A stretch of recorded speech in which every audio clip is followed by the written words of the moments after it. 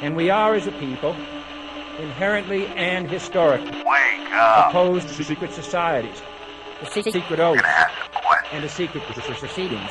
The show that asks questions about why we don't ask questions. What the hell is going on? This is Conspiracy Queries with Alan Park. Welcome to Conspiracy Queries with Alan Park. This is Conspiracy Queries, and I am Alan Park. And here we go again. This is my first recorded show for the purposes of airing in the year 2014. Now, I know if you've been hanging around for the last week or two, you know, there's been a couple of other shows on that we did have, but they were recorded in 2013, even though they played in 2014. So that's what we're gonna go with this one. This is gonna be the show where I try to reorganize. Got a lot of reorganization to do, everybody. Man, oh man. You know, with this new year, all these things that were supposed to happen that were bad that didn't. But if you're listening to the show on SiriusXM, you know we've gone through and are going through a lot of programming and format changes. And I'm just getting used to those right now. I'm just hearing about them while we do the show. Huh? That's pretty good. Preparation. So they're telling me seconds before we go to air what I have to do and when it has to happen. And that's why this show you're listening to right now is so smooth compared to everything else you've learned and heard today. This is the smoothest show going right now. But we will smooth it out. We do have a lot of segments to cover. We do not have an interview guest today because I did not want to spend my holidays trying to talk to people on the phone, asking if they wanted to talk to me on the phone later. So we'll get to some stuff. We're going to have some fun. We're going to cover a lot of topics that don't tend to get covered in the mainstream. This is Conspiracy Queries with Alan Park. I'm Alan Park. We'll be right back. And we're back on the radio. Hope you're enjoying your day and trying to get to the bottom of some crazy things, some ideas and stories that seem to be a little more underreported than they should be. I guess you've got Fukushima to talk about that. That really, to me, I mean, I've talked about it on the show, and I will continue to talk about it on this show and at your dinner table if you invite me over to talk about this thing. It is the biggest, the absolute, by a long shot, biggest story out there right now. The Fukushima meltdown, nuclear meltdown, explosion, event 311, whatever you want to call it. That's the biggest thing going on right now. And not a lot of people trying to figure it out. Not a lot of people down there trying to figure it out. As hard as, say, trying to figure out how to get people to believe the American government when it says that the Syrian government were the ones that used the chemical weapons, when there appears to be lots of evidence that they did not. That kind of stuff. So anyway, that is the biggest story. It's huge. And what my point was in bringing Syria into this is that if you're going to, say you're going to have a biggest story in the world ever, you probably need some of your best minds on that. And I don't know that we do have any good international minds on that. Michio Kaku, are you down there? David Suzuki, perhaps. Some of these other genius scientist types. What are they doing right now? And don't tell me they just have their feet up and they're watching a game somewhere while this is going on. Oh, I've been chastised by one of my Apple units has received an email from that noise. I have to get that looked into. I never know if it's on or off or what the heck. Anyway, what's been going on? I hope you have had a great holiday season. I said in the opening segment, I just wasn't going to spend a lot of my time contacting people through the holidays to line up talking about stuff in the future, which is now. So I just couldn't bring myself to do it. Wasn't interested. Not that I don't like doing the show. I love doing the show. I couldn't get it on this holiday season. And there are a couple of weeks here and there on the Sirius schedule that I'm not on every week, So I don't have it in my mind that I'm doing a show every week. Although we're changing that. At gunpoint, we'll be coming into the Sirius studios at some point and holding everyone at bay with weapons. I guess I kind of ruined my plan there by telling it. But I will. We do have a plan to get more shows out, and a lot of them will have guests. We do have a lot of guests. We had a lot of great guests last year. Oh my goodness, a lot of great guests, and I'm happy to say that even though I did not want to take time off and spend time through the holidays contacting new people to come on the show, I did actually get some contact from a lot of people who have already been on the show as guests and are looking to come back, which is great, and they will come back. I'm very thrilled to know that so far we're 42 or 3 shows in or whatever it is, and very blessed so far to have some fascinating, interesting people coming on as guests, knowledgeable people, and also to say that the amount of emails and Twitters coming in is slowly increasing, and I thank you for that. I like that you want to stay in touch and you're interested in some of the articles that we here at Conspiracy Queries put out. And I'm also trying to get something going, and it's very difficult sometimes to get things going with people who live in different time zones. It's often very difficult. I'm trying to speak with someone who's in a different time zone, a British time zone. It's fine if you're in Britain. You don't even feel it as being a time zone if you're in Britain. You just get up and there's your day. But I'm over in Canada, North America. This gentleman is over in England, and he does a great job.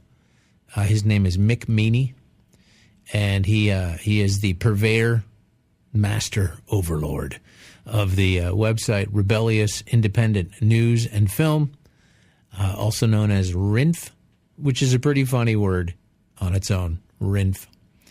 And great guy, been in touch with him. We are trying to hook up some kind of co-productional effort. And I hope I hope something does come along that line. Because he does put in some great stories, and I'm going to refer to one right now.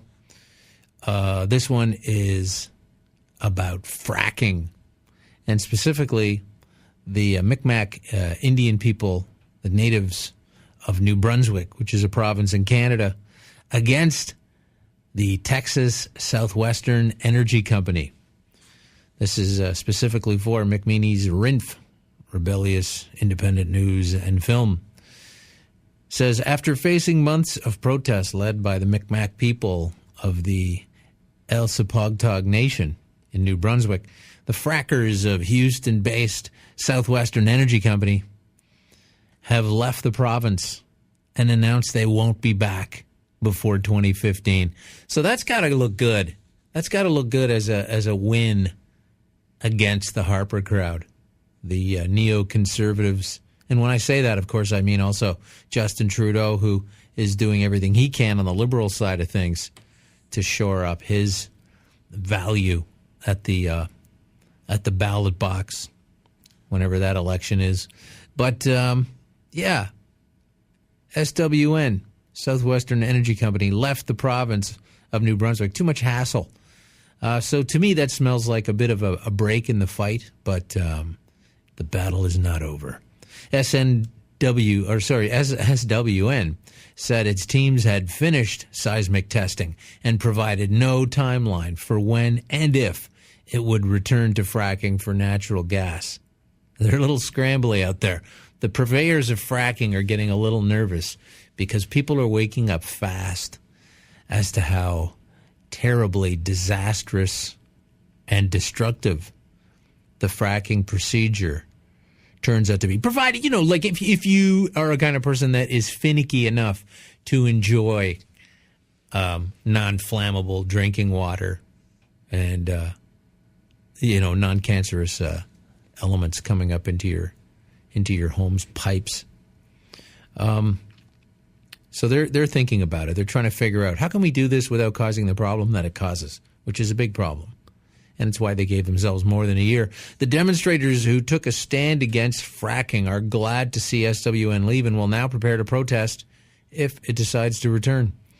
Suzanne Patles, a Micmac woman from Nova Scotia, and gee whiz, I sure hope I'm pronouncing that right. Patles? Patles? Gee whiz. You wouldn't think that would be such a tricky name, Patles, but then you don't know if it's a or a. And then, if you don't have that, forget it. Anyway, she's a Micmac woman from Nova Scotia who's been part of the protests since June. And she told that other disreputable publication, Al Jazeera America, they tend to do a lot of journalistic stuff and, they reveal things. They're journalists, so it puts a lot of other newspaper writers in a tough spot. Anyway, she says they're probably hoping that morale and the movement will slow down. If the company is gone, everybody is going to strategically plan out their actions. The Micmac people and their supporters carried out regular blockades of Highway 11 through New Brunswick, setting up an encampment along the highway and blocking the road with human chains, burning tires, and more. The direct action protests led to a series of confrontations with the Royal Canadian Mounted Police, which set up checkpoints throughout the area because they like doing that. In court, SWN claimed that every day it was unable to conduct testing in the area, which costs about $54,000. Idle no more. SWN's announcement that it was leaving New Brunswick came immediately after the call from the First Nations movement Idle No More for protests across Canada on December 2nd in solidarity with the Micmac people's struggle for their land. The actions included roadblocks, solidarity protests, banner drops, and more across Canada, including Vancouver, Winnipeg, Victoria, Toronto, Hamilton, and Vancouver, and Montreal. In Vancouver, activists were able to shut down the port for an hour until a police assault dispersed them. The good old Vancouver port police assaults, those are the best. In a statement to the media, the Vancouver activists wrote this: "We condemn fracking, which has earned the shameful reputation poisoning water and boosting carbon emissions around the world." But seriously, who doesn't want that? Poison water and boosted carbon emissions? That's got to be good for somebody. "We decry the brutality of the RCMP response." Well, you're lucky they didn't kill you. "And their ongoing collusion with corporate interests. We stand in solidarity with land defenders everywhere, from the Micmac in New Brunswick to the Unistoten in British Columbia, who are fighting rampant and reckless resource extraction, which is the face of modern colonialism, or not just capitalism, but corporatism, right? And that's what we're basically fighting against. I mean, these guys are just selling us down the river, and you get a little fight like this going out in frack world, and it sends them running. So that's good for a while. That's good. So we'll leave on and up, and we'll be right back with Conspiracy Queries in Allen Park. I am both of those things. And we're back with Conspiracy Queries with Allen Park. I'm Allen Park. These are Conspiracy Queries. How fast can I say that? That should come out like one syllable. And we're back at Conspiracy Queries with Allen Park. Yeah. If I can't say it that fast, then, you're not going to need to or bother trying. Hey, I was just talking about stuff going on in Canada. If you're listening from around the world, you may, and thank you for doing that, listening from around the world. I have all kinds of evidence that you are indeed doing that. if you're listening from around the world, you know that I often talk about Canadian things. And one of the reasons I do that is because Canadian things are important to me because I live in Canada. So I have to deal with it. It's right in my face. So I understand sometimes it's not the most exciting news for people, in the States who have all their crazy politicians that do outrageous things. Well, no, we have Rob Ford too, but we don't have a situation where, I guess Rob Ford is that situation. He's the mayor. But what I'm trying to say is that our the way we go about things in Canada is a little bit more. We're supposed to be quiet and careful, and not really talk about us. I can't do that. The show is based in Toronto. The calls are all arranged around the Eastern time frame because I don't live on the West Coast. So, we're just doing what we can. So, for all those people sending in angry letters wishing the show would come on earlier, I suggest you wait one day and listen to it the next day, an hour earlier or 2 hours earlier, if that's really what you're all about, if it's really that much of a problem for you. Mike from Dartmouth. Anyway, so let's move on, and let's once we've now acknowledged that I do toot the Canadian horn a little much. Hey, we're kind of players, We've got some pretty badass statistics now. we're one of the most corrupt nations in the world. Our prime minister he's up there badass wise, and God, he's shutting things down. Stephen Harper, his name is, if you're writing this down, and lost the frame of it. Stephen Harper, as you know, has sold a massive chunk. I do a segment on the show sometimes called Meet the New Owners. Basically, it's just a segment saying, China bought all this Canadian pipeline and oil, so there's nothing we can do about it. So the least we can do is know our owners better. So Meet the New Owners is the name of that segment.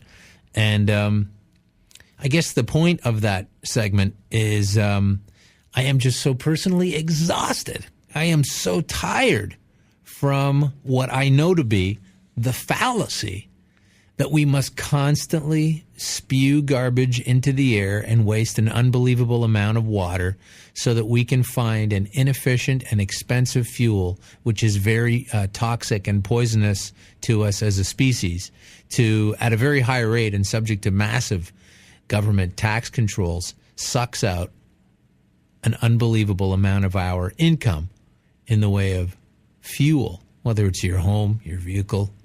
It's nonsense. We don't even need to be doing this. Because there is other technology, and there are people working on it, and money should go into that, just the way it went into the tar sands development years ago. Speaking of which, the tar sands development. Here's a sweet little article. This is probably the last thing I read in 2013, or as a lot of the hipsters like to call it, 2013. And this just blows my mind. And I read a lot of stuff. You read a lot of stuff on this show about this kind of thing, and it's until you see it, it's just amazing how it peels your eyeballs back. This is also in Al Jazeera America. Okay, so check the level of removal there. Al Jazeera, United States. So it doesn't say Al Jazeera Canada. It doesn't say CBC Canada. It doesn't say anything like that. It says Al Jazeera America. That's who, in the sort of ring around the protection ring of who gets to hear about a story and who doesn't. I've got a story here about a protective ring that's about a protective ring. A 7,300 square mile. I'm not going to do the conversion on that, everybody. You're just going to have to get yourself an app. 7,300 square mile ring of mercury around the tar sands in Canada.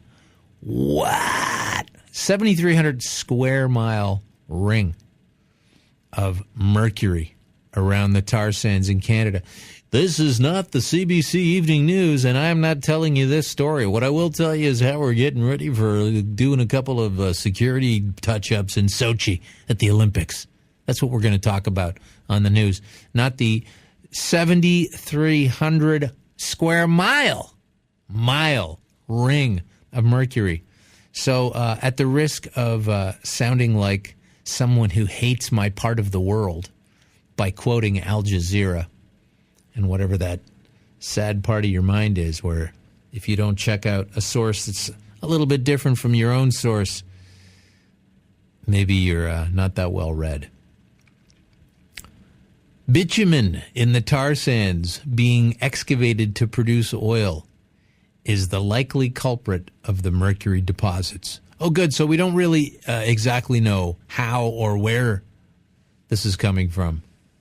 So by all means, keep production going full steam ahead. Scientists have found and steam is what it's all about, right? That's what you need, just like nuclear. Scientists have found a more than 7,300 square mile ring of land and water contaminated by mercury surrounding the tar sands in Alberta, the nestling place of Canadian leader Stephen Harper, where energy companies are producing oil and shipping it throughout Canada and the U.S. Government scientists are preparing to publish a report that found levels of mercury are up to 16 times higher around the tar sand operations. Do you think they're linked? Principally due to the excavation and transportation of bitumen in the sands by oil and gas companies, according to Post-Media-owned Canadian newspapers like the Vancouver Sun.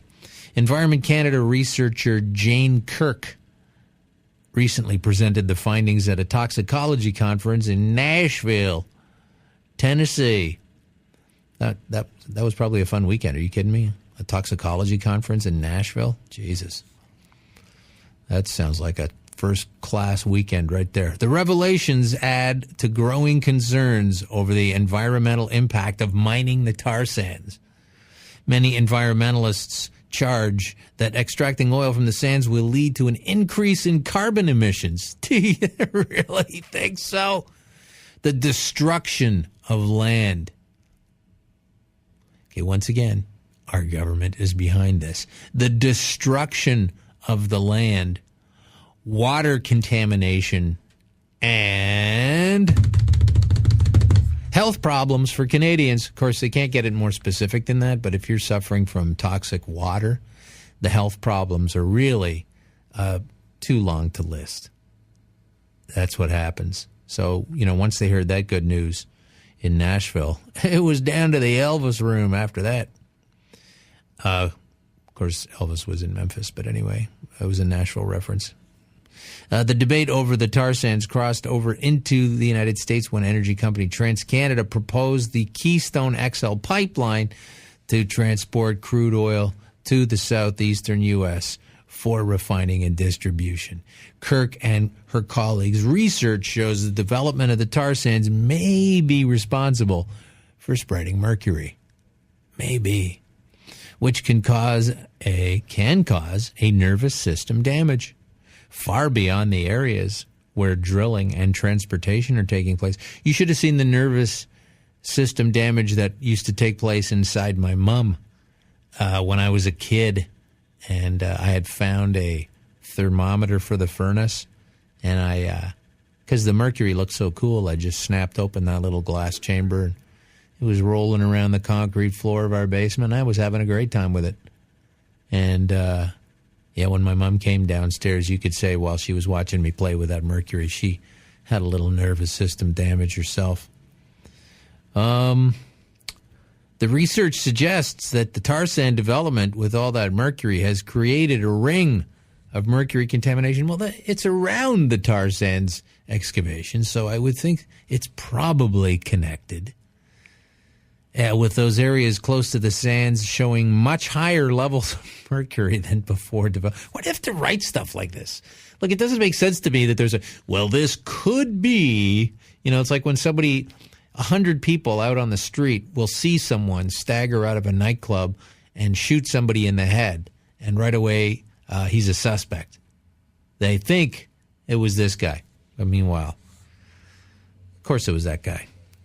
The researchers collected samples of dirt, snow, birds' eggs, and other material from more than 100 sites to perform their analysis, or as the Harper government likes to call it, science. Yikes. No wonder he doesn't want to have anything to do with it. While the mercury levels found around the sands are still lower than in other parts of Canada, notably around coal plants and incinerators, mercury is particularly worrisome to environmentalists because it can bioaccumulate, meaning it becomes more concentrated as it works its way up the food chain. In a report published in October, another Canadian researcher found elevated levels of mercury in bird eggs downstream from the tar sands, probably connected. Kirk and her team also found traces of methyl mercury, a more toxic form of mercury, in snow for the first time in that area. Yeah, it's probably connected. So why are we still digging around, trying to pull this stuff out of the ground and get ourselves all sick and crazy with the... Why do we do it? Why can't we just zone in on those alternative... We're going to get to some alternative energy options. That's going to be a big one this year. So we're going to get into some alternative energy discussions. There are a lot of great people out there. We will talk to them soon later on the show. In the meantime, you are listening to Conspiracy Queries with Alan Park. We'll be right back. And we're back with Conspiracy Queries with Alan Park. These are Conspiracy Queries. I'm Alan Park. Here's a conspiracy query. Why, if you are living in a country that has a nuclear leak, would you try to repair the breach in the leak of the system of the nuclear meltdown? Why would you try to fix that with duct tape? Right? Yeah, that's what happened in Japan. Once again, going to McMeany, a Japanese worker who spent 6 months at the Fukushima nuclear Daiichi power plant. Oh, man. Says that he isn't surprised about the latest radioactive leaks from the plant because of its shoddy construction and repair work, including the use of duct tape to fix radiation leaks. White adhesive tape. Now, wait a minute. Is that even duct tape? You know, I know what duct tape is. That's its silver stuff. Was reportedly used to cover radioactive water sitting in tanks. Wow. Yoshitatsu Uichi, 48. That's a guy. That's his name. Told the Asahi Shimbun newspaper that he and his fellow workers were under such intense pressure to perform repairs as quickly as possible on the devastated plant that the adhesive tape was used on key equipment, and they even neglected to apply rust inhibitors on the radioactive water tank. Well, they probably just wanted to get it done. You know, you've already, the rust inhibitor that already exists is hope, right? So that's what you need there is hope that it isn't going to get any worse.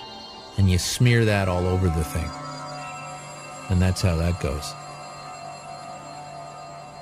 I couldn't believe that such slipshod work was being done, he said, as translated by the Voice of Russia, even if it was part of stopgap measures. Now, wait a second, I have to say, slipshod work? Even if slipshod work was being done, he said, as translated by the Voice of Russia. So you got a Japanese guy translated by a Russian guy into English. And I gotta say, I don't know if slipshod, the word slipshod in English is something that, even if there is a Japanese equivalent of that, or Russian. How would even a Russian interpreter get the word slipshod and then have to kind of work that into okay, never mind. It just seems difficult. Not as difficult as cleaning up Fukushima, though. Back in October 2012, Uichi and another worker climbed to the top of a storage tank holding radioactive water in order to bolt a steel lid over its opening with probably a coat hanger, right? And then maybe some string. These guys don't sound very bright. But these are the same people that decided to put nuclear tanks on top of a volcanic ridge, an active volcanic ridge. When they reached the top of the opening, he noticed that the opening, 1 foot in diameter, was only covered with white adhesive tape, and that the water level was less than 2 feet from below the opening. There's probably a little line in there that tells you, where the water level is supposed to be at. He was given only 4 bolts to fasten the lid, even though there were 8 bolt holes total. Well, I think with there, you have to go every other one, right? You got to go every other one.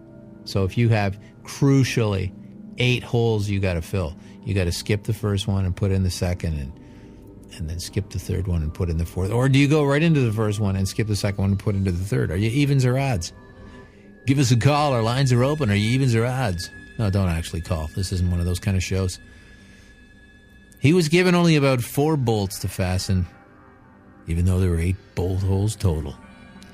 Yuichi also revealed cost-cutting techniques used during the plant's construction, such as the decision to use wire net to reinforce the concrete foundation under the water tanks instead of the much stronger and much more commonly used rebar.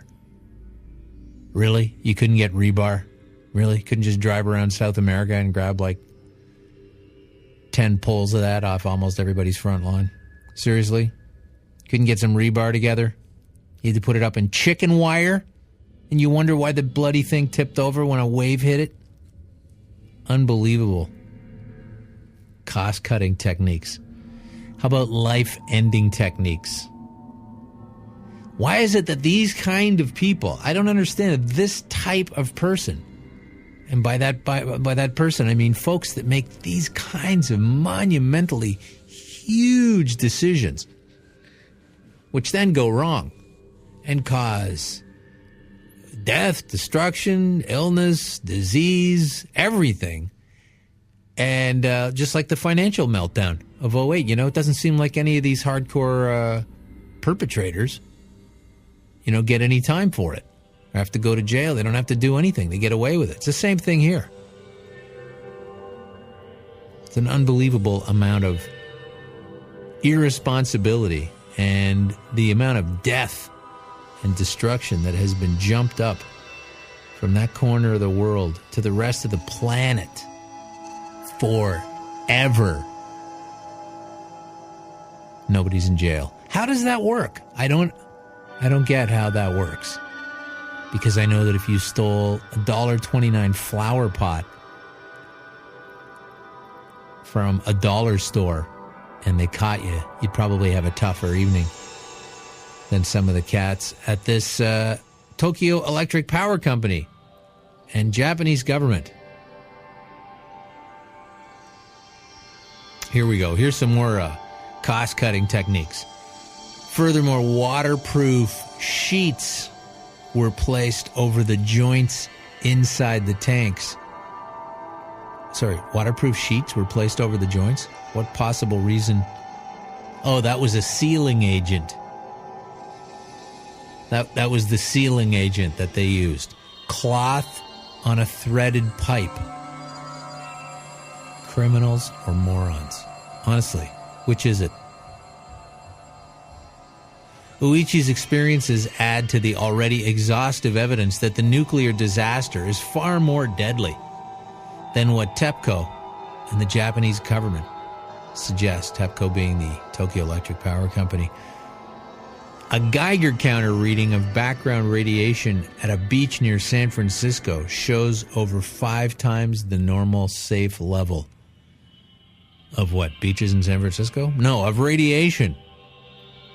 Government officials, however, rejected the possibility that the severe increase in radiation was linked to the Fukushima. There's no way that a beach directly across in the jet stream from the water, the hundreds of gallons, tons of water that's radioactive, that's pouring into the ocean every day. I'm sure there's no way that just continued to the edge of the oceanic container and stopped at the coast that is the west coast of the United States and Canada. How do they get away with telling people that there's no connection here? Like, are we really that stupid? You're just going to say that? Oh, yeah, no, that spike, that dramatic, unprecedented, off-the-charts uptick on our Geiger counter electronic, it has nothing to do with the radiation that is encircling the globe. I don't know why that is. And maybe you got to take the battery out, lick it, and put it back in and start over again. Government officials, however, rejected the possibility that the severe increase in radiation was linked to the Fukushima disaster. But as we also reported last week, the Department of Health and Human Services has ordered 14 million doses of potassium iodide. Why? What does that do? Well, that protects the body from radiation poisoning.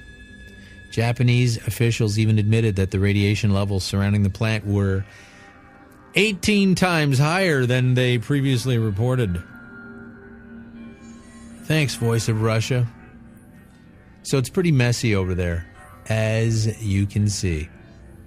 My goodness. All right.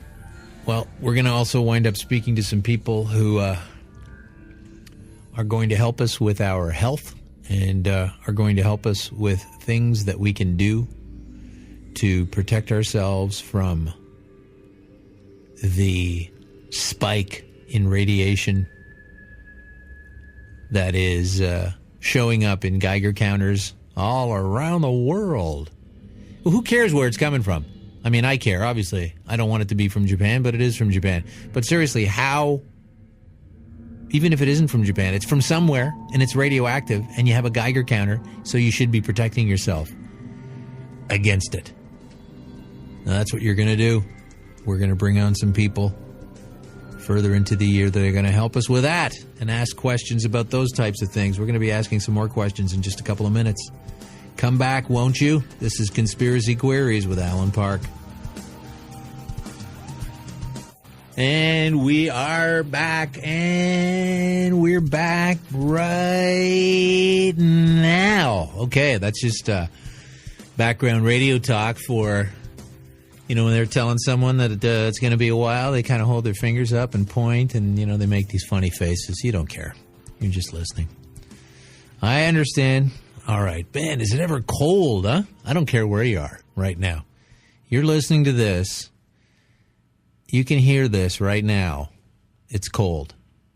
Unless, of course, you downloaded this and it's on your friend's iPod and now we're into next summer and you wound up listening to this show in the middle of July while you're in South America. In which case, don't come crawling to me to get your money back. You know what I'm talking about. If you're out there right now, walking around, driving around, Europe, North America, you're cold. It's freezing out. And they have this thing called the polar vortex, which sounds great, by the way. I love the polar vortex. I thought that would be another good name for the American, you know, the way they're always looking for the debt ceiling or the fiscal cliff. How about the polar vortex? Yes, the polar vortex. Look at that thing. It's huge. It's engulfing everywhere, pretty much, North America right now. And I don't understand why it's taking a while. I'm not right on top of this one myself. I am not claiming to be. But there is talk of weather manipulation. How is it that they have managed to sink so much of us so fast into such a deep freeze for so long? Is that a conspiracy query? Is that something I should ask somebody about? The weather control. Weather control is a funny thing because they don't really, they say it's a joke, you know, like it doesn't really happen. You're believing a bunch of nonsense. But, you know, it's true. They do have weather control. You know, the Chinese used that for the Olympics. They wanted to make sure the weather was nice, so they made sure it was nice. And then we had stories about how, well, the Chinese are controlling the weather for the Olympics. Isn't that lovely? Oh, it's wonderful. I just don't understand why these dire pieces of news, like China's controlling the weather, ... for the Olympics, is perfectly acceptable. But when you say some other country is controlling the weather, ... for their own nefarious gains, somehow that's impossible and alarmist. Okay, sure. Yeah, all right. And you'll be saying it's alarmist when I stand over your graves. Ah, see, that was alarmist. I agree with you there. I pushed it too far. Had my own point made, and then I went and ruined it. Oh, well. Hey, we were talking about Fukushima a second ago. It's such a huge story. There's all kinds of other little stories in and around it. And they do escape me because I don't speak Japanese, you know? There's a lot of... I know it sounds like you're listening to my accent right now thinking, I thought for sure he would speak Japanese. Nope, not even a little bit. But here's a story for you from, this is called Want China Times, Knowing China Through Taiwan. Activists from Taiwan and Japan to sue Fukushima suppliers. Anti-nuclear activists from Japan and Taiwan are calling for participation in a proposed international group lawsuit against the equipment suppliers of a Japanese nuclear plant that suffered the meltdown in 3/11. Oh, by the way, which has killed so far 15,883 people. With the support of 500 Taiwanese citizens out of a target of 2,000, the organizers said Tuesday they are aiming to enlist 10,000 supporters worldwide by the end of March 2014 to file a complaint against equipment suppliers to the Fukushima Daiichi nuclear plant, including General Electric. Wow, those guys are American. That ain't going to be fun. That's going to get into a bit of a dogfight, huh?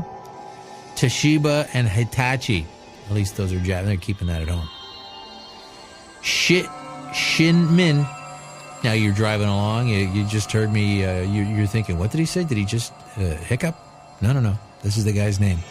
Shinmin, a professor of chemical engineering at National Taiwan University, or NTU as I used to call it, questioned the regulations in Taiwan and Japan under which nuclear plant equipment suppliers are exempt from responsibility for nuclear accidents. How could they be exempt? Well, what are they going to come after me in case it screws up? How can you make people that are liable for things exempt from those things?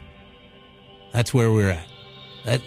The nonsense that you can find in almost any story, particularly a contentious story like this one, and they don't even report it as nonsense. You know, you just have to see it.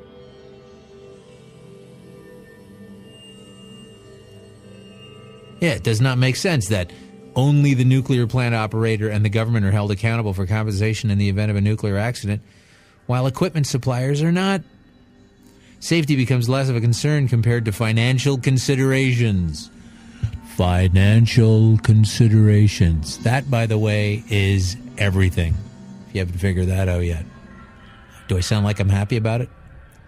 Safety becomes less of a concern compared to financial considerations for nuclear plant suppliers under the current regulations, Shi said at a press conference in Taipei, accompanied by Akihiro Shima, a member of a group of Japanese lawyers involved in the suit, and Daisuke Sato, a representative of the No Nukes Asia Forum. That's a bit redundant. The activists said they are seeking 100 yen, which is about 95 US bucks, in mental health compensation per affected person. That'll get you done. Yeah.